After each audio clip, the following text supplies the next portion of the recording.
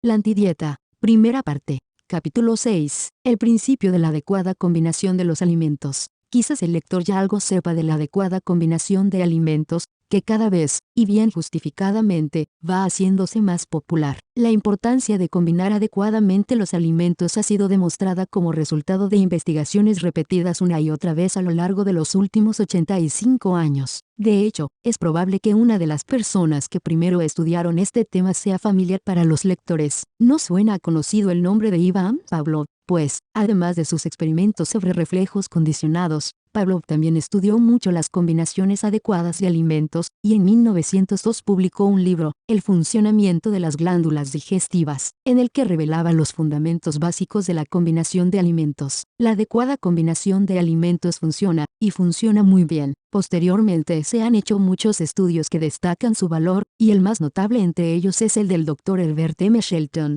quien desde 1928 a 1981 dirigió una escuela en San Antonio, Texas, donde compiló los datos más amplios de que se disponga en lo referente a la investigación de las combinaciones adecuadas de alimentos. La obra del Dr. Shelton, que ya en 1924 contó con el respaldo del Dr. Philip Norman en el Journal of the American Medical Association, demuestra la eficacia y validez de la ciencia de la combinación de alimentos. Si se violan sus normas, de ello resultan multitud de problemas, que obstaculizan enormemente el éxito de la deseada pérdida de peso. Es razonable pensar que, si el ciclo de apropiación se ve de alguna manera estorbado, también se resentirán los ciclos siguientes. Nada favorece tanto el ciclo de apropiación como la adhesión estricta a los principios de la adecuada combinación de alimentos. ¿Qué tiene que ver la adecuada combinación de alimentos con la pérdida del exceso de peso? Pregúntese el lector cómo empieza su día. Salta de la cama con una sensación de vitalidad increíble, decidido a enfrentar lo que venga, o se arrastra hacia la cocina para embucharse un poco de café que le permita ponerse en marcha. Encara el día con una sensación positiva de expectación, o se limita a esperar que ojalá pueda llegar hasta el viernes. Al término del día, está aún lleno de energía, deseoso de pasar algún tiempo con su mujer, o marido, sus hijos, sus amigos, o apenas si le quedan fuerzas para cenar y desplomarse sobre un diván, frente al televisor, antes de perder el conocimiento. La diferencia entre estas dos maneras de pasar el día se reduce a un único elemento decisivo, la energía. Probablemente no haya nadie, entre quienes lean esta página, a quien no le gustaría tener un poco más de energía. Es como el dinero. Si ahora te diese un billete de 5,000 pesetas, ¿lo harías pedazos y lo arrojarías a la calle? Lo dudo. Y, si no tiras un billete, porque desperdiciar tu energía, que es algo mucho más importante que el dinero, no lo harías a sabiendas, sin duda, pero es probable que estés haciéndolo continuamente sin saberlo. Si quieres correr, leer, jugar o hacer cualquier cosa, necesitas energía. En realidad, si en tu cuerpo no hay energía alguna, eso quiere decir que no estás vivo. Sin energía no hay vida. Todos quieren tener más energía. Adivina ahora qué función del cuerpo humano exige más energía que ninguna otra. Pues, la digestión de alimentos. ¿No es interesante? ¿Nunca te has sentido con sueño después de una comida? ¿Quién no? Eso sucede porque todas las energías están concentradas en el procesamiento de los alimentos. La digestión consume más energía que correr, nadar o andar en bicicleta. De hecho, no existe nada que exija más energía que la digestión de los alimentos. Esta energía es decisiva para la importantísima desintoxicación, eliminación de desechos tóxicos, del cuerpo. Si podemos eliminar regularmente los desechos de nuestro cuerpo, perderemos peso regularmente y no volveremos a aumentarlo. Para eliminar se necesita energía, y el ciclo de eliminación es de suma importancia. El cuerpo no puede eliminar los desechos tóxicos sin nuestra cooperación, y la forma en que debemos ayudarle es proporcionándole en forma constante energía fácilmente accesible. Tal es la forma de ser sano y esbelto, poner a disposición del cuerpo una cantidad de energía suficiente para que pueda encargarse de su desintoxicación. Si la digestión de los alimentos consume más energía que ninguna otra función corporal, ¿de dónde te parece que tenemos más probabilidades de liberar algo de energía para usarla en otras cosas? De nuestro aparato digestivo. Naturalmente, la combinación de alimentos se basa en el descubrimiento de que ciertas combinaciones se digieren con más facilidad y eficacia que otras. Los buenos resultados obtenidos de los principios de combinación de los alimentos se pueden explicar y fundamentar por los hechos de la química fisiológica, y especialmente de la química de la digestión. La energía es la clave, y nada favorece más el proceso de la digestión, llevando la energía a un nivel óptimo, que la adecuada combinación de los alimentos. Su enseñanza fundamental es la siguiente: el cuerpo humano no está pensado para digerir más de un alimento concentrado por vez en el estómago. He aquí una afirmación tan simple como importante. Recuerda que alimento concentrado es cualquiera que no sea una fruta ni una verdura. Combinar adecuadamente los alimentos solo quiere decir que, como el estómago humano no es capaz de digerir más de un alimento concentrado por vez, no se ha de comer más de un alimento concentrado por vez. Es así de simple. Cada especie de mamífero tiene un tipo específico de sistema digestivo, biológicamente adaptado a un determinado tipo de comida, desde el león, cuyo aparato digestivo mide unos 3,5 metros de largo, hasta la jirafa, que lo tiene de aproximadamente 84 metros. Sobre el planeta hay animales carnívoros, herbívoros, omnívoros, graminívoros y frugívoros. Todavía se discute qué tipo de sistema digestivo posee la especie humana. Pero hay una cosa segura, y es que los humanos no poseen todos esos tipos diferentes de sistemas digestivos. Sin embargo, no nos privamos de comer la dieta de un león, de una jirafa, de un cerdo, de un caballo y de un mono. Y no solo comemos las dietas diferentes de todos esos animales, las comemos todas al mismo tiempo. Eso impone a nuestra capacidad digestiva una carga tremenda, provoca la formación de desechos tóxicos en el organismo y dilapida una gran cantidad de preciosa energía. Seguramente, mis lectores habrán comido, juntas, carne y patatas, o pescado con arroz, o pollo con fideos, o huevos con tostadas, o pan con queso, o cereales con leche. Un momento, estaréis pensando, aparte de eso, ¿qué queda? No os aflijáis, queda muchísimo. Y si os digo que estas combinaciones no son las que mejor convienen a nuestros intereses, y que además nos dan la seguridad de no tener nunca el cuerpo esbelto ni la energía que quisiéramos, lo más importante para rebajar de peso es la desintoxicación, que a su vez depende totalmente de la energía. La combinación inadecuada de alimentos en el estómago es la razón de que en Estados Unidos haya una crisis de energía, y es también un factor que contribuye a que la gente de este país se muera a los 50 años. La muerte significa que el cuerpo ya no tiene energía para enfrentar su situación, y morirse a los 50 años es indefendible. Casi 2/3 de la población están excedidos de peso, cosa que en gran parte puede atribuirse al hecho de que comemos combinando nuestros alimentos indiscriminadamente y al azar. Esto merece una explicación más completa. Tomemos como ejemplo la carne con patatas, porque es algo que probablemente todos hemos comido en un momento u otro. Pero, aunque mencione la carne con patatas, lo mismo podría estar hablando de pescado con arroz o pollo con fideos, o pan con queso. Pensemos que comemos un bistec, lo preparamos como nos apetezca y nos lo comemos. Una vez en el estómago, esta proteína concentrada necesita, para su descomposición, de un tipo determinado de jugo digestivo, un jugo ácido. Al mismo tiempo, nos disponemos a comer una patata asada. Bueno, dirá quizás el lector, pero una patata es una verdura. Es cierto que la patata es una verdura. Si se tratara de comernos una patata cruda, bien masticada, nos enviaríamos al estómago un alimento con alto contenido de agua. Pero una vez horneada, ya podemos masticarla hasta que se nos atrofie la mandíbula, que no la convertiremos en agua. Una vez horneada la patata, la mayor parte del agua ha desaparecido y nos quedamos con un alimento feculento sumamente concentrado. Pues bien, este almidón concentrado entra en el estómago con el bistec. El jugo digestivo necesario para descomponer este alimento no es ácido, sino alcalino. Quien alguna vez haya estado en una clase de química, sabe lo que sucede cuando lo ácido entra en contacto con lo alcalino, se neutralizan. Entonces, acabamos de comernos un bistec con una patata. Están en el estómago, y los jugos digestivos necesarios para la descomposición de cada uno de ellos acaban de neutralizarse. ¿Qué va a suceder con esa comida? El cuerpo, que es infinitamente sabio, reconoce inmediatamente la emergencia, porque para él, la digestión de alimentos es una de las primeras prioridades. El cuerpo se encuentra en un total desconcierto. Tiene que segregar más jugos digestivos, para lo cual se necesita tiempo y energía. En el estómago se segregan nuevos jugos digestivos, ¿y qué sucede? Que vuelven a quedar neutralizados. Ahora, el cuerpo se ve forzado realmente hasta su límite. Necesita más energía para segregar más jugos que vayan al estómago, y durante este proceso transcurre largo tiempo. De hecho, pueden pasar varias horas mientras el cuerpo manufactura todos esos jugos digestivos, hasta que empezamos a sentir una sensación de indigestión o de acidez.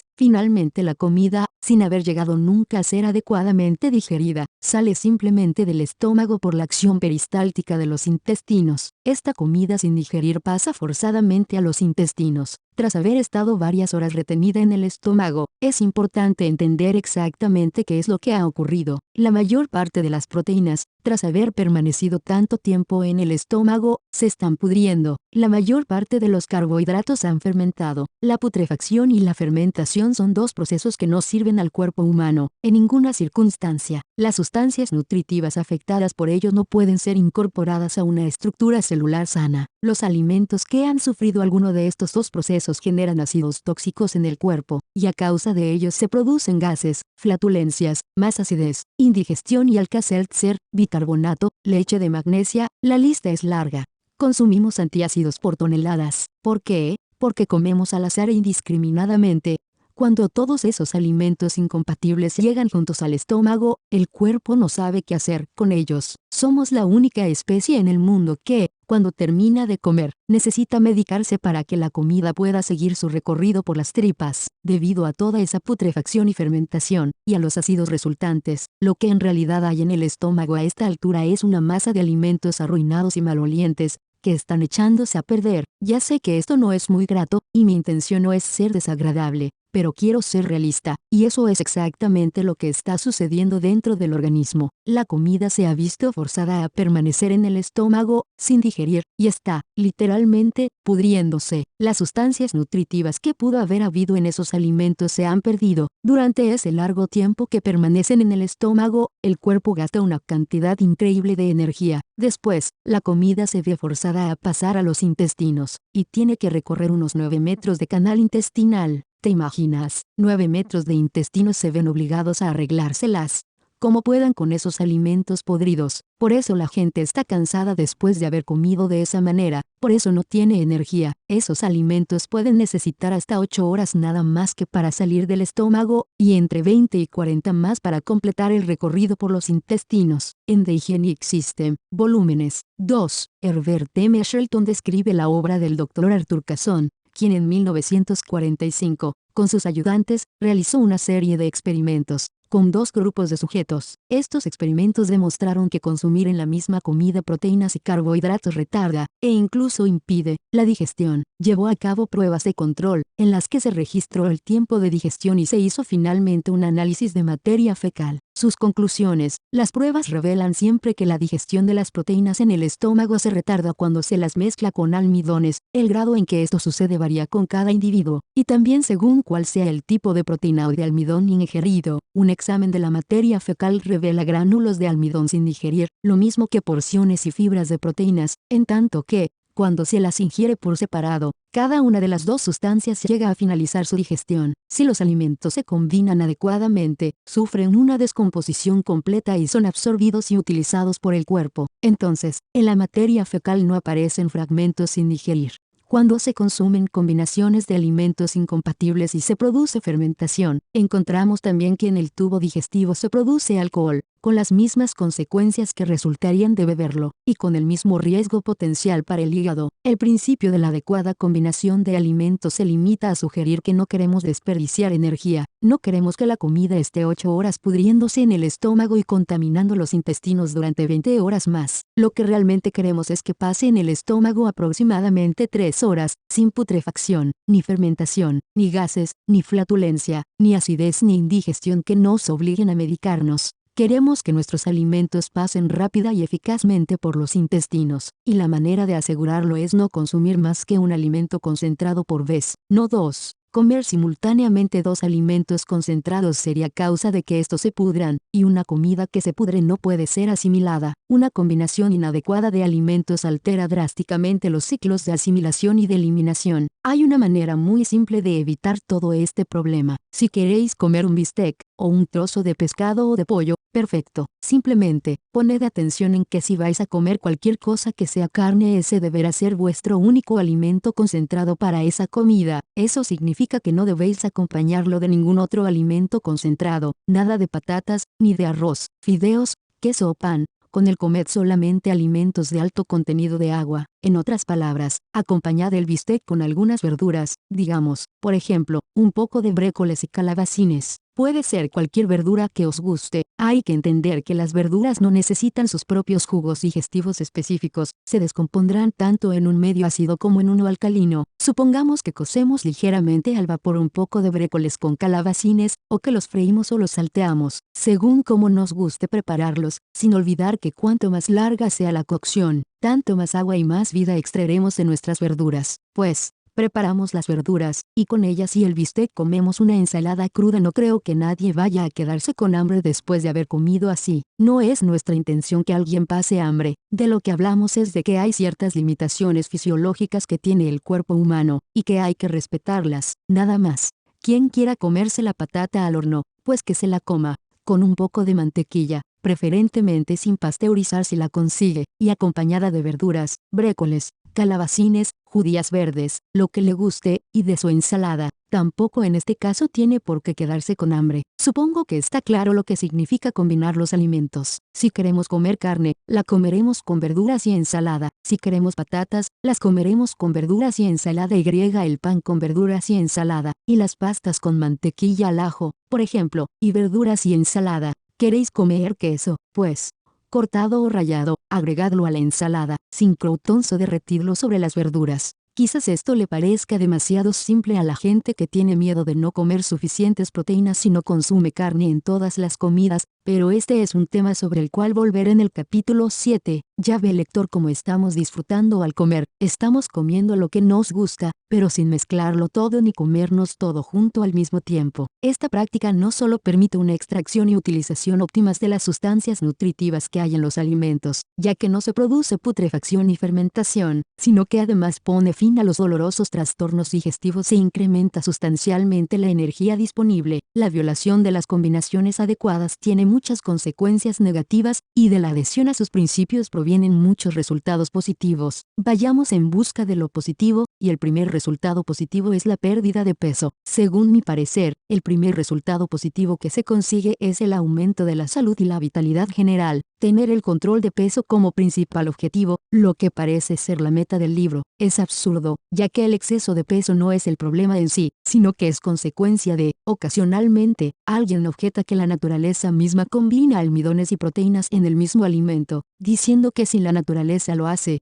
también nosotros podemos hacerlo. Esta objeción no es válida. Si un alimento que es una combinación natural de almidón y proteína, como las alubias, se consume solo, el cuerpo es capaz de modificar sus jugos digestivos y de producir sus secreciones de manera tal que la digestión pueda realizarse con bastante eficacia. Pero cuando en la misma comida se ingieren un almidón y una proteína separados, esta adaptación de las secreciones digestivas al carácter y las exigencias digestivas del alimento no es posible. Hay una diferencia notable, e importante, entre comer algo que sea una combinación natural de proteína y almidón, y comer dos alimentos, de los cuales uno es una proteína y el otro un almidón. Decimos bastante eficacia porque las judías son notoriamente difíciles de digerir. Después de comerlas, la mayoría de las personas sienten gases y flatulencia, lo que demuestra que cualquier clase de combinación entre proteínas y almidones puede causar problemas. Si no es bueno mezclar una proteína y un almidón, se puede mezclar sin inconvenientes una proteína con otra, o dos almidones diferentes. De hecho, la situación ideal es que haya un alimento concentrado por comida, de modo que eso excluye las mezclas de proteínas o de almidones entre sí. Sin embargo, una de estas combinaciones es aceptable, la de almidón con almidón. La razón para que no se deban mezclar dos proteínas es que estas son de características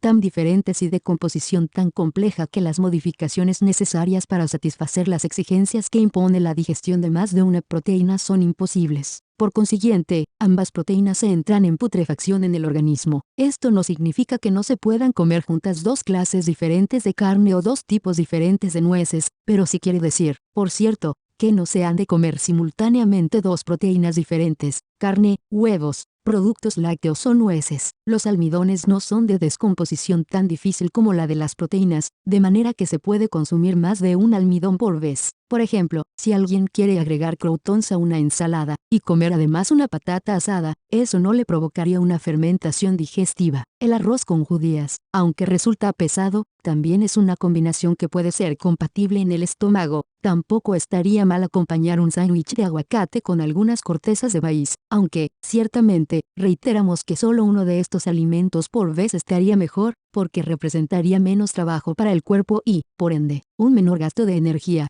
Pero dos almidones se pueden combinar sin que se echen a perder en el estómago. Al introducir al lector en los principios de la adecuada combinación de los alimentos, le sugerimos que empiece por alterar sus hábitos dietéticos, cosa que no significa poner su vida entera patas arriba, sino algo que cada uno ha de hacer, en la medida de lo posible, a su propio ritmo. Claro que cuanto más se lo practique, tanto mayor éxito se alcanzará.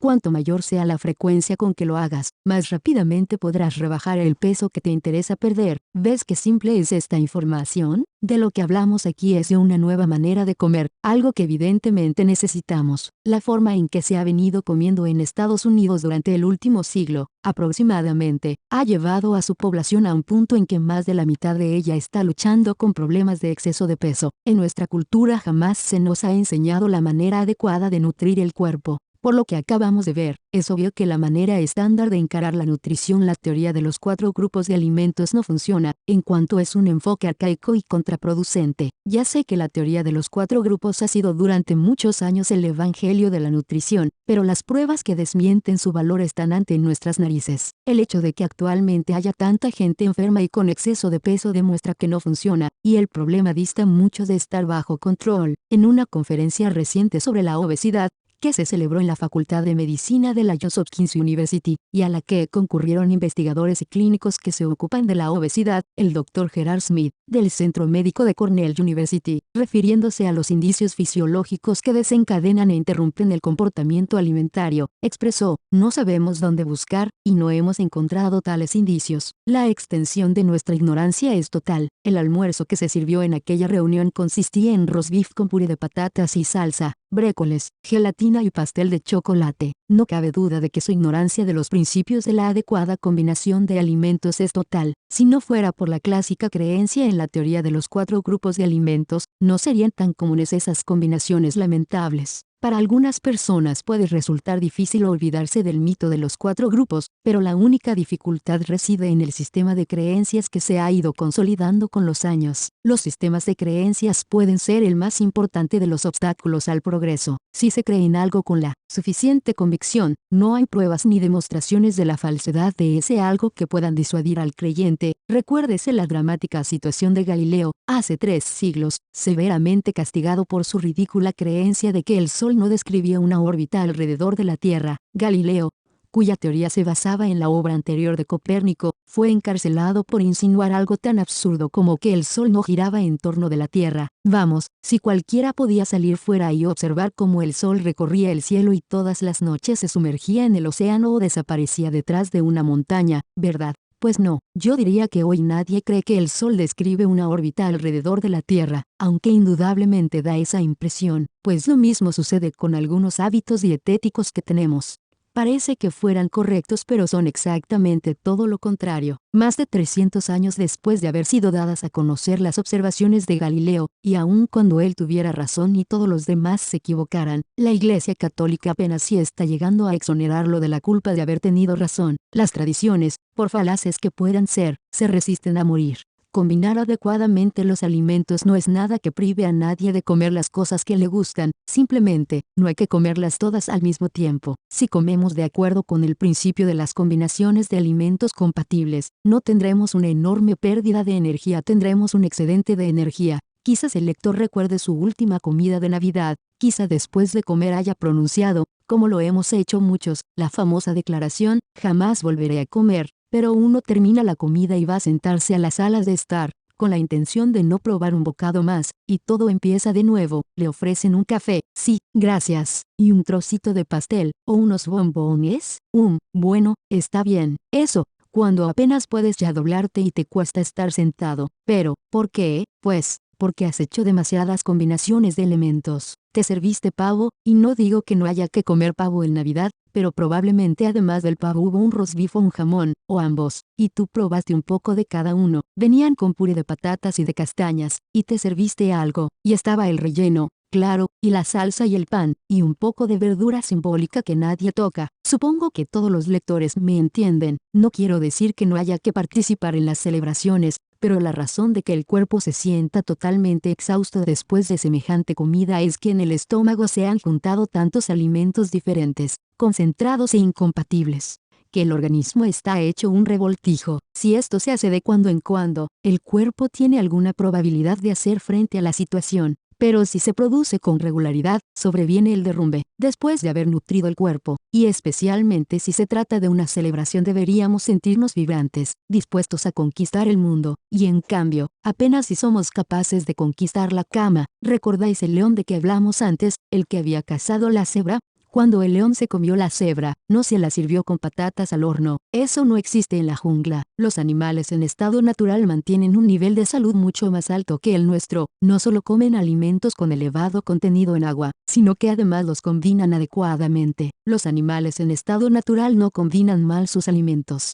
Comen una sola cosa por vez, no como nosotros, que nos comemos todo aquello de lo cual podemos echar mano, hasta los animales. Quizás al lector le sorprenda saber que también Henry Ford era un defensor de la adecuada combinación de alimentos. En un artículo de la publicación Early American Life, David L. Lewis habla de una escuela vocacional instituida por Ford en 1928, para enseñar a los muchachos a trabajar manualmente y a pensar. Los muchachos desamparados de entre 12 y 17 años recibirían enseñanzas en agricultura, mecánica y electricidad del automóvil, fontanería, carpintería y otros temas. Además de recibir una educación financiada por Ford, los estudiantes tenían que sufrir las teorías dietéticas de Ford. Estaban prohibidos el azúcar, dulces, pasteles, pudines y todo tipo de postre dulce, lo mismo que el té, el cacao y las sales de mesa. Jamás se mezclaban los almidones con proteínas porque se las consideraba químicamente incompatibles, y en cambio, se servían ensaladas de verduras 2 veces por día. Muy propio de Ford, sabía que si daba a sus empleados comidas mal combinadas, no les quedaría energía para el trabajo. Es esencial que empecemos a respetar nuestras limitaciones digestivas. Necesitamos liberar energías para expulsar del cuerpo los residuos tóxicos. El aparato digestivo consume más energía que cualquier otra función del cuerpo. La adecuada combinación de los alimentos libera esa energía que el cuerpo puede usar para desintoxicarse. Y lo mejor es que no hace falta pasar hambre. ¿Qué te parecería haber rebajado 5 kilos en 10 días, sin dejar de comer? Vaya, si es lo que le gustaría a cualquiera que esté excedido de peso, y sin más que poner en práctica nuestros nuevos conocimientos sobre la combinación de alimentos, podemos conseguirlo, porque la cosa funciona. No es nada que haya que creer porque yo lo diga, basta con que el lector empiece a combinar sus comidas de la manera que he indicado, y sabrá exactamente si esta información es verdadera o no. Después de todo, eso es lo que realmente cuenta. Si funciona, que esté probada o no, no significa nada si podemos incrementar espectacularmente nuestra energía, olvidarnos de las dolencias del estómago, perder peso y sentirnos bien. Con solo combinar bien las comidas, no os importaría que se hubiera probado, que la cosa no funciona. Claro que no, pues, no me creáis, intentadlo. La adecuada combinación de alimentos crea simplemente las condiciones para la pérdida de peso. Si podemos comer y desocupar el estómago en 3 horas y no en 8, son 5 horas de energía que habremos ganado, 5 horas que estarán dedicadas a la desintoxicación y a la pérdida de peso, y aún seguiremos ganando energía cuando esos alimentos atraviesen con mayor facilidad los intestinos. Hay gente que me ha dicho, todo eso parece muy sensato. Tengo que admitirlo, pero para un hombre de negocios como yo, que tiene que almorzar fuera todos los días, es imposible hacerlo, porque en cualquier restaurante se pueden seguir estos principios.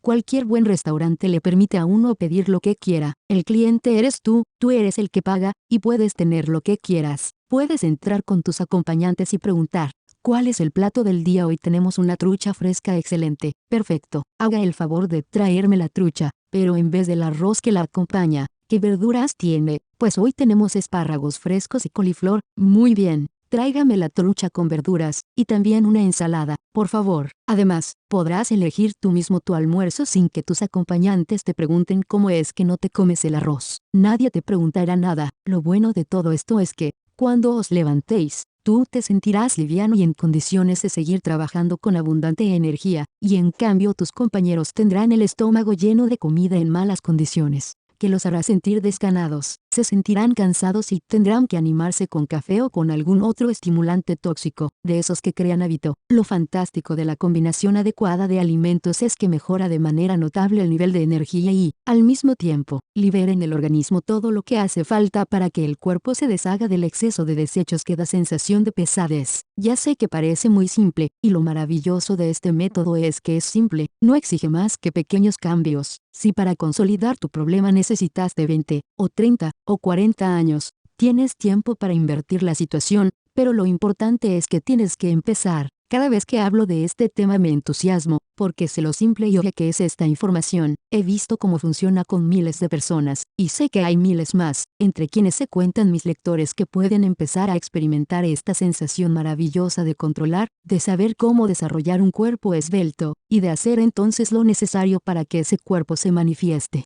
Todo eso se halla a nuestro alcance, no tenemos más que pedirlo. Digamos de paso que en Estados Unidos la gente se gasta anualmente 30.000 millones de dólares en fármacos, se tragan 25 millones de píldoras por hora. ¿Saben los lectores cuál es el fármaco que más se prescribe y se vende? Solía ser el Valium, pero según el Wall Street Journal, actualmente es el Tagamet. ¿Para qué sirve el Tagamet? Para trastornos estomacales. No será algo que tenga que ver con el esfuerzo a que se ve diariamente sometido el estómago de la gente. Cuando los lectores empiecen a experimentar con las combinaciones adecuadas de alimentos, llegarán a darse cuenta, de primera mano, del maravilloso recurso que éstas representan en la lucha por rebajar de peso. Y con esto llegamos al tercero de los recursos destinados a hacer desaparecer del cuerpo los residuos tóxicos, que es, además, del que más me gusta hablar, porque se centra en torno a